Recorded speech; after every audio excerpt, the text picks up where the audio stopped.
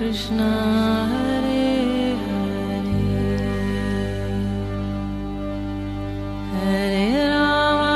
हरे राम राम राम हरे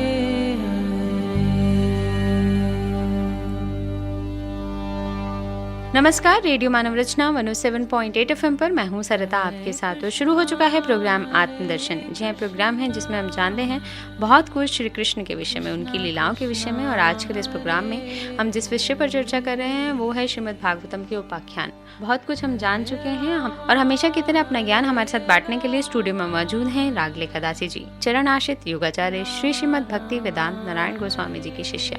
रागलेखा दासी जी, आपका स्वागत है हमारे स्टूडियो में। हरे कृष्णा। रागलेखा दासी जी, बहुत कुछ जान रहे हैं हम श्रीमद् भागवतम के उपाख्यानों के विषय में चर्चा चल रही है। और पिछले एपिसोड में हमने जाना था वृत्रासुर की कथा कि किस तरह से उसका वध हुआ।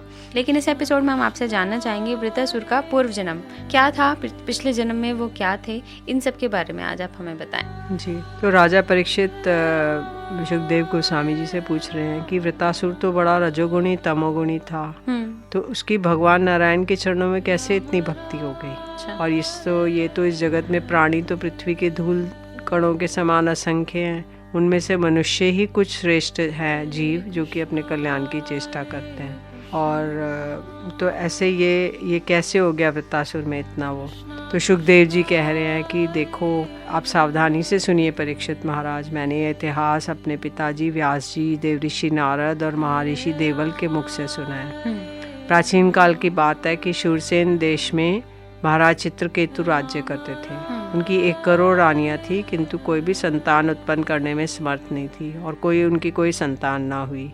तो वे सारी पृथ्वी के एक छत्र सम्राट थे। बहुत सी सुंदरी रानियां थी, सारी पृथ्वी उनके वश में थी, सब प्रकार की संपत्ति उनकी सेवा में उपस्थित थी, परंतु वे सब वस्तुएं ने सुखी न कर सकी। एक दिन शाप और वरदान देने में समर्थ अंगिरा ऋषि स्वच्छंद रूप से विभिन्न लोकों में विचरते हुए राजा चित्रकेतु के महल में पहुंचे। तो उन्होंने राजा चित्रकेतु ने विधि पूर्वक पूजा की, अतिथि सत्कार किया। और फिर राजा महर्षि अंगिरा ने देखा कि राजा बहुत विनयी है और वो उनके पास पृथ्वी पर बैठकर भक्ति कर रहा है। तो उन्होंने कहा, अंगिरा ऋषि ने कहा, राजन, आपके गुरु, मंत्री, राष्ट्र, दुर्ग, कोश, सेना, मित्र सब सकुशल तो हैं, क्योंकि ये 8 अंग हैं राजा के। तो मंत्री वगैरह सब तरफ से सब ठीक तो है। महर्षि अंगिरा जानते थे कि राजा के मन में किस बात की चिंता है, फिर भी उन्होंने चिंता के संबंध में अनेकों प्रश्न पूछे। चित्रकेतु को तो संतान की कामना थी, अतः महर्षि के पूछने पर उन्होंने विनय से झुककर निवेदन किया। तो उन्होंने कहा कि राजन महर्षि, मेरे को तो केवल एक पुत्र की लालसा है। तो अंगिरा ऋषि ने एक चरु निर्माण किया। चरु मतलब एक यज्ञ किया और इसमें खीर बनवाई। और उन्होंने चित्रकेतु राजा से कहा कि अपने सबसे बड़ी रानी और गुणवती महारानी को ये खीर दे दीजिए। तो उन्होंने अपनी महारानी जो सबसे बड़ी थी कृतदूती, उनको ये प्रदान की। और उन्होंने कहा कि राजन, तुम्हारे पत्नी के गर्भ से एक पुत्र होगा जो हर्ष और शोक दोनों ही देगा। ऐसा कहकर अंगिरा ऋषि चले गए। और कृतदूती के गर्भ से एक सुंदर पुत्र का जन्म हुआ। उसका जन्म का समाचार प्राप्त करके शूरसेन की देश की प्रजा बहुत आनंदित हो गई। और सम्राट चित्रकेतु के तो आनंद का कहना ही क्या था। फिर जैसे किसी कंगाल को बहुत कठिनाई से धन मिल जाता है और उसमें उसकी आसक्ति हो जाती है, वैसे ही बहुत कठिनाई से प्राप्त हुए इस पुत्र में चित्रकेतु का स्नेह बंधन दृढ़ होने लगा। और कृतदूती भी अपने पुत्र मोह के कारण बहुत ही उनका स्नेह था। लेकिन जो 7 रानियां थी, उनके मन में पुत्र की कामना से और भी जलन होने लगी। और वो प्रतिदिन वो बालक का लाड प्यार करते। चित्रकेतु का जितना प्रेम बच्चे की माँ कृतदूती में था, उतना दूसरी रानियों में ना रहा। तो इसलिए वो रानियां संतान ना होने के कारण दुखी थी। दूसरा राजा चित्रकेतु ने उनकी उपेक्षा कर दी, इसलिए इस ढाह से उन्होंने अपने को धिक्कारने लगी और मन ही मन जलने लगी। वे आपस में कहने लगी, अरे बहनों, पुत्रहीन स्त्री तो बहुत ही अभागिनी होती है। पुत्र वाली सौतें तो दासी के समान उसका तिरस्कार करती हैं और तो और स्वयं पतिदेव ही पत्नी उन्हें पत्नी करके नहीं मानते। सचमुच पुत्रहीन स्त्री धिक्कार के योग है। और दासियों की दासी समान बार बार तिरस्कार पा रही हैं। तो वे रानियां अपनी सौत की गोद भरी देखकर जलती रहती थी और राजा भी उनकी ओर से उदासीन हो गए। द्वेष के कारण रानियों की बुद्धि मारी गई और उन्होंने अपने पति चित्रकेतु का पुत्र स्नेह उनसे सहन नहीं हुआ और उन्होंने नन्हे से राजकुमार को विष दे दिया। तो बच्चा सो रहा था, तो रानी ने सोचा कि बच्चा बहुत देर से सो रहा है, तो उन्होंने धाय से कहा कि मेरे लाल को ले आओ। तो धाय ने बालक के पास जाके देखा कि उसके नेत्रों की पुतलियां उल्टी हो गई हैं। तो वो बोलने लगी, हाय मैं मारी गई, और धरती पे गिर गई। अब धाय अपनी दोनों हाथों से छाती पीट पीट कर रोने लगी और वो महारानी कृत्यधूति आई। जल्दी जल्दी उन्होंने देखा कि मेरा छोटा सा बच्चा तो मर गया है। तो शोक से पृथ्वी में मूर्छित हो गई। उनका रुदन सुन के सब रनिवास के स्त्री पुरुष दौड़े आए। वे हत्यारी जो रानियां थी वो भी आए और झूठ मूठ कर रोने लगी। चित्रकेतु को पता चला कि मेरे पुत्र का मृत्यु हो गई, तो वो इतने स्नेह के आवेग से उनके आंखों के आगे अंधेरा छा गया और वे मंत्री और ब्राह्मणों के साथ मार्ग में गिरते पड़ते मृत बालक के पास पहुंचे और मूर्छित होकर उसके पैरों के पास गिरे पड़े रहे। जी। उसी वक्त महर्षि अंगिरा देवऋषि नारद के साथ आए। उन्होंने राजा के चित्रकेतु को पुत्र शोक में चेतनाहीन देखा और उनको समझाने वाला भी कोई नहीं है। तब वे दोनों वहाँ पर आए और उन्होंने राजा चित्रकेतु को शोकग्रस्त होकर मुर्दे के समान अपने मृत पुत्र के पास पड़ा हुआ पाया। महर्षि अंगिरा और देवऋषि नारद ने उन्हें सुंदर सुंदर युक्तियों से समझाने लगे। उन्होंने कहा, राजन, जिसके लिए तुम इतना शोक कर रहे हो वे बालक, उसका जन्म पहले ही जन्मों में तुम्हारा कौन था? वो कौन था तुम्हारा? तुम उसके कौन थे? अगले जन्मों में वो तुम्हारे साथ तुम्हारा उसका क्या संबंध रहेगा? उनको समझाने की कोशिश कर रहे हैं। महर्षि अंगिरा ने कहा, राजन, जिस समय तुमने पुत्र के लिए बहुत लालायित थे तभी मैंने तुम्हें पुत्र दिया। मैं अंगिरा हूँ और ये सर्वसम्मत देवऋषि नारद है। और जब हम लोगों ने देखा कि तुम पुत्र शोक के कारण बहुत ही अज्ञान में डूब रहे हो, तो हमने भगवान के भक्तों तुम्हारा शोक करना उचित नहीं है और तुम्हारे पर अनुग्रह करने के लिए हम लोग यहाँ आए हैं। सच्ची बात तो ये है, जो भगवान और ब्राह्मणों का भक्त है उसे किसी अवस्था में शोक नहीं करना चाहिए। महर्षि अंगिरा कहने लगे, जब मैं पहले तुम्हारे घर आया था तो मैं तुम्हें परम ज्ञान का उपदेश देता, किंतु मैंने देखा कि अभी तो तुम्हारे हृदय में पुत्र की उत्कट लालसा है, इसलिए उस समय मैंने तुम्हें ज्ञान न देकर पुत्र ही दिया। देवऋषि नारद ने कहा, तुम एकाग्र चित्त से ये मंत्र उपनिषद ग्रहण करो और भगवान संकर्षण का ध्यान करो। उसके बाद देवऋषि नारद ने राजकुमार को जीवित कर दिया और उनके स्वजनों के सामने प्रत्यक्ष बुलाकर कहा, जीवात्मन, तुम्हारा कल्याण हो। देखो तुम्हारे माता पिता सुहृद संबंधी शोकाकुल हो रहे हैं और पिता के दिए हुए भोगों को भोगो और राज सिंहासन पे बैठो। तो जीवात्मा ने कहा, देवऋषि, मैं अपने कर्मों के अनुसार देवता, मनुष्य, पशु, पक्षी किस किस योनियों में न जाने कितने जन्मों से भटक रहा हूँ। उनमें से ये लोग किस जन्म के मेरे माता पिता हुए हैं। अच्छा। तो अब वो कहने लगे, जैसे सुवर्ण है, सोना है, उसके क्रय विक्रय की वस्तु एक व्यापारी से दूसरे व्यापारी के पास आता जाता रहता है, ऐसे जीव भी भिन्न भिन्न योनियों में उत्पन्न होता रहता है। जी जी। तो उन्होंने बोला कि मनुष्यों की अपेक्षा अधिक दिन ठहरने वाला सुवर्ण आदि पदार्थों के साथ संबंध भी मनुष्यों के साथ स्थायी नहीं होता, क्षणिक होता है। जब तक जिसका जिस वस्तु से संबंध रहता है तभी तक उसके उस वस्तु में ममता भी रहती है। तो वे जीवात्मा इस प्रकार कहकर चला गया और उसके सगे संबंधित बड़े विस्मित हुए। उन्होंने अपने स्नेह बंधन काट दिए और मरने का शोक भी उनका जाता रहा। तब उनकी जाति वालों ने बालकों के मृतदेह को ले जाकर संस्कार किया। भगवान नारद ने देखा कि चित्रकेतु जितेंद्रिय है, भगवत भक्त है, शरणागत है, अतः उन्होंने बहुत प्रसन्न होकर उन्हें इस विद्या का उपदेश दिया। उन्होंने उन्हें मंत्र प्रदान किया, ओम नमस्तुभ्यं भगवते वासुदेवाय धीमहि प्रद्युम्नाय निरुद्धाय नमः संकर्षणाय च। ओंकार स्वरूप भगवान, आप वासुदेव, प्रद्युम्न, अनिरुद्ध और संकर्षण के रूप में क्रमशः चित्त, बुद्धि, मन, अहंकार के अधिष्ठाता है। मैं आपके चतुर्व्यूह को बार बार नमस्कार करता हूँ। जी, तो वृतासुर का पूर्व जन्म चित्रकेतु के रूप में दिखाया और किस तरह से उनके पुत्र का जन्म हुआ, किस तरह से उनका जो है उनकी जो रानियाँ थी उन्होंने विष दिया और किस तरह से सारा ज्ञान नारद जी के थ्रू उन्हें मिला, ये सब हम जान रहे हैं रागलिका दासी जी से इस प्रोग्राम में। आगे और भी जानेंगे बहुत कुछ। लेकिन एक छोटे से म्यूजिकल ब्रेक के बाद आप जुड़े रहिए रेडियो मानव रचना 107.8 FM के साथ प्रोग्राम आत्मदर्शन में। Feel good, feel live.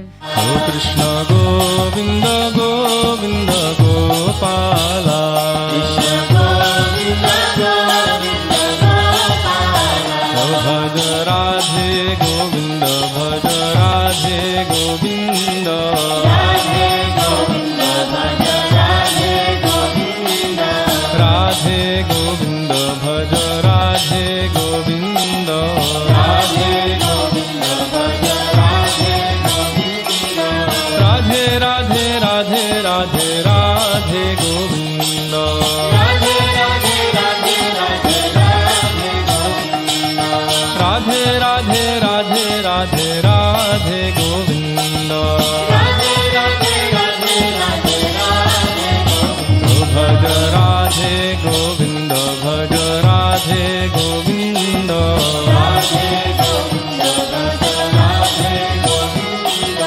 Radhe Govind भज राधे गोविंद, राधे गोविंद भज राधे गोविंद, राधे राधे राधे राधे राधे गोविंद, राधे राधे राधे राधे राधे गोविंद, राधे राधे राधे राधे राधे गोविंद, राधे राधे राधे राधे राधे गोविंद, ओ राधे गोविंद भज राधे गोविंद, राधे गोविंद भज राधे गोविंद, राधे गोविंद भज राधे गोविंद, राधे गोविंद भज राधे गोविंद, राधे गोविंद भज राधे गोविंद, राधे गोविंद भज राधे गोविंद, राधे गोविंद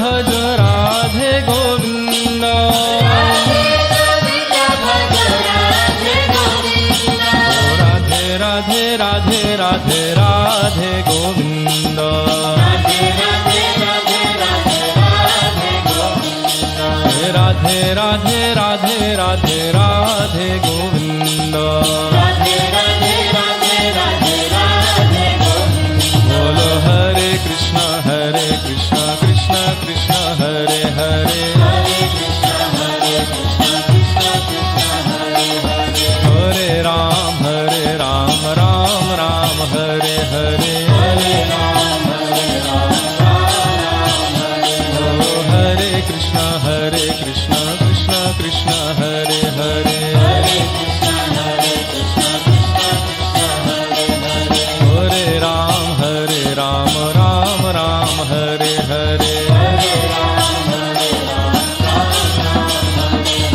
हरे कृष्ण कृष्ण कृष्ण हरे हरे, हरे कृष्ण कृष्ण कृष्ण हरे हरे, हरे राम राम राम हरे हरे, हरे राम राम राम हरे हरे, हरे कृष्ण कृष्ण कृष्ण हरे हरे, हरे कृष्ण कृष्ण कृष्ण हरे हरे, हरे राम राम राम हरे हरे, हरे राम राम राम हरे हरे, हरे कृष्ण कृष्ण कृष्ण हरे हरे, हरे कृष्ण कृष्ण कृष्ण हरे हरे, हरे राम राम राम हरे हरे, हरे राम राम हरे हरे, हरे कृष्ण कृष्ण कृष्ण हरे हरे, हरे कृष्ण कृष्ण कृष्ण हरे हरे, हरे राम राम राम हरे हरे, हरे राम राम हरे, ओ गोविंद जय जय गोपाल जय जय, गोविंद जय जय गोपाल जय जय, गोविंद जय जय गोपाल जय जय, गोविंद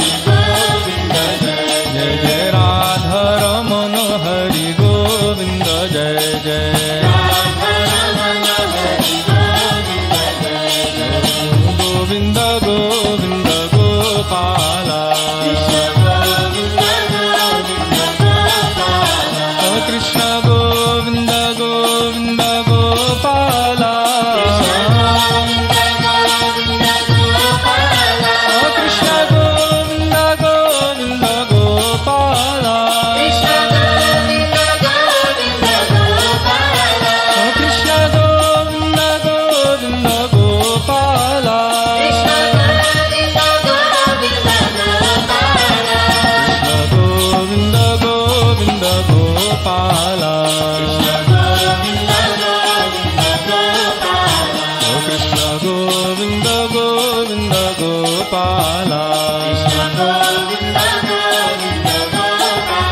ओ भज मुरली मनोहर नंदलाला ओ भज मुरली मनोहर नंदलाला कृष्ण गोविंद गोविंद गोपाला ओ कृष्ण गोविंद गोविंद गोपाला बोलो हरे कृष्ण कृष्ण कृष्ण हरे हरे हरे राम राम राम हरे हरे हरे कृष्ण कृष्ण कृष्ण हरे हरे हरे राम राम राम हरे हरे कृष्ण गोविंद गोविंद गोपाला ओ कृष्ण गोविंद गोविंद गोपाला ओ कृष्ण गोविंद गोविंद गोपाला ओ Krishna Govind Govind Gopala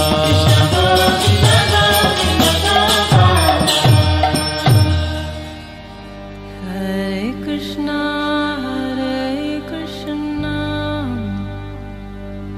Krishna Krishna, Hare Hare,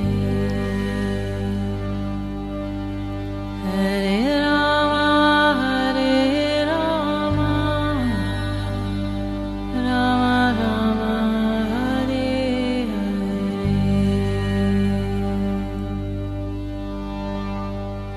स्वागत है आप सभी का एक बार फिर रेडियो मानव रचना 107.8 FM पर। मैं हूं सरता आपके साथ। प्रोग्राम चल रहा है आत्मदर्शन। जान रहे हैं रागलेखा दासी जी से वृतासुर की कथा कि किस तरह से उनका पूर्व जन्म में वो कौन थे, चित्रकेतु थे, और किस तरह से उनकी संतान नहीं थी, वो उत्पन्न हुई। उत्पन्न होने के बाद उसका जो है निधन हो गया, विष दे दिया गया, लेकिन किस तरह से उनकी आत्मा ने आकर उनको वो ज्ञान दिया कि जो एक इंसान रूप में जन्म लेता है वो आत्मा जो है वो हमेशा अजर अमर है, वो तरह तरह के रूप शरीर बदलती रहती है, तो उनसे मोह नहीं होना चाहिए। ये हम जान रहे हैं इसमें। जी रागलेखा दासी जी, आगे इस कड़ी में क्या हुआ? अब जो चित्रकेतु थे वो आकाश मार्ग में स्वच्छंद गति से विचरण करने लगे। वो घाटियों में विहार करते, भगवान लीला का गायन करते, क्योंकि उन्हें वो हो गया था, ज्ञान हो गया था और अब वो पार्षद स्वरूप के रूप में विहार करने लगे। जी। तो चित्रकेतु जो भगवान के तेजोमय विमान पे सवार होके कहीं जा रहे थे, तो उन्होंने देखा कि भगवान शंकर मुनियों की सभा में सिद्ध चारणों के साथ बैठे हुए कैलाश पे, और पार्वती जी को अपनी गोद में लेकर बैठे और एक हाथ से उन्हें आलिंगन किए हुए।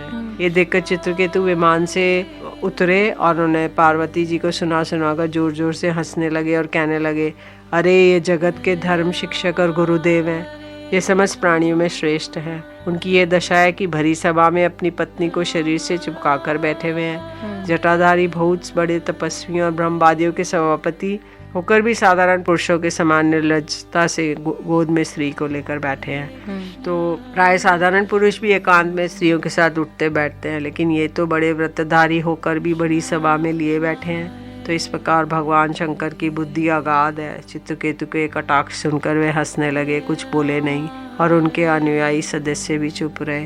किंतु पार्वती जी को ये उनकी दुष्टता देख क्रोध आ गया।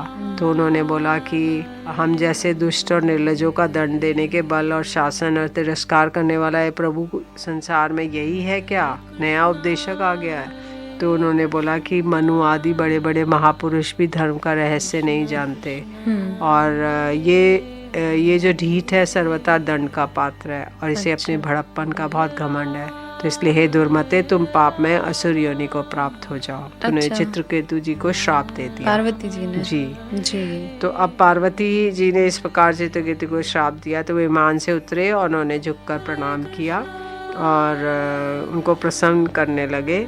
तो चित्रकेतु ने कहा, माता पार्वती जी, मैं आपकी प्रसन्नता से आपके हाथ जोड़कर अब आपका श्राप स्वीकार करता हूँ, क्योंकि देवता लोग मनुष्यों के लिए जो कुछ कह देते हैं वह उसके प्रारब्ध अनुसार मिलने वाली फल की पूर्व सूचना मात्र होती है। मैं श्राप से मुक्त होने के लिए आपको प्रसन्न नहीं कर रहा हूँ। मैं तो ये चाहता हूँ कि आपको जो मेरी जो बात अनुचित प्रतीत हुई है उसके लिए क्षमा करें। और उसके बाद बस विमान पर सवार होकर वहाँ से चले गए। तो अब शंकर जी कहने लगे, हे सुंदरी, तुम दासानुदासों की महिमा तुमने देख ली। भगवान के जो शरणागत भक्त होते हैं वे किसी से भी नहीं डरते। स्वर्ग, मोक्ष, नरक आदि वो सब भगवान के समान भाव से ही दर्शन करते हैं। अब चित्रकेतु इन्होंने दानव योनि का आश्रय लिया और त्वष्टा के दक्षिण अग्नि से पैदा हुए। इनका नाम वृतासुर हुआ और वे वहाँ से भगवत स्वरूप के ज्ञान और भक्ति से परिपूर्ण रहे। तो कहा जाता है जो पुरुष प्रातःकाल उठकर मौन रहकर श्रद्धा के साथ भगवान का स्मरण करते हुए इस इतिहास का पाठ करता है, उसे परम गति की प्राप्ति होती है। जी, तो पार्वती जी के श्राप स्वरूप जो है उन्होंने वृतासुर के रूप में अग्नि से जन्म लिया, यज्ञ से जन्म लिया, और वो कथा हम आपको पहले ही इस प्रोग्राम में सुना चुके हैं। आज हमने उनके पूर्व जन्म की बात की, वृतासुर की। तो ये सारे उपाख्यान सारे जो हमें सुना रही हैं रागलेखा दासी जी, वो श्रीमद् भागवतम के उपाख्यान हैं, जिनमें बहुत सारा ज्ञान दिया जा रहा है कि प्रभु नाम जानना कितना ज़रूरी है, उसका स्मरण कितना ज़रूरी है। हर युग में प्रभु की महिमा अपरंपार है, ये सब हम जानते हैं इस प्रोग्राम में। तो आज प्रोग्राम आत्मदर्शन में बस इतना ही। रागलेखा दासी जी, आपका बहुत बहुत शुक्रिया हमारे स्टूडियो में आने के लिए। हरे कृष्ण। अगले एपिसोड में और भी बहुत कुछ जानेंगे श्रीमद् भागवतम के उपाख्यानों के बारे में। अगर आप भी इस प्रोग्राम के विषय में कुछ कहना चाहते हैं, आपकी कोई राय है, तो आप हमें SMS कर सकते हैं 8010781078 पर। तो अभी के लिए हमें इस प्रोग्राम से दीजिए इजाजत और सुनते रहिए रेडियो मानव रचना 107.8 FM पर आने वाले और भी प्रोग्राम्स को। Feel good, feel live. ओ मनरो लागे ना सखीरी मेरो, श्याम बिना मनरो लागे ना।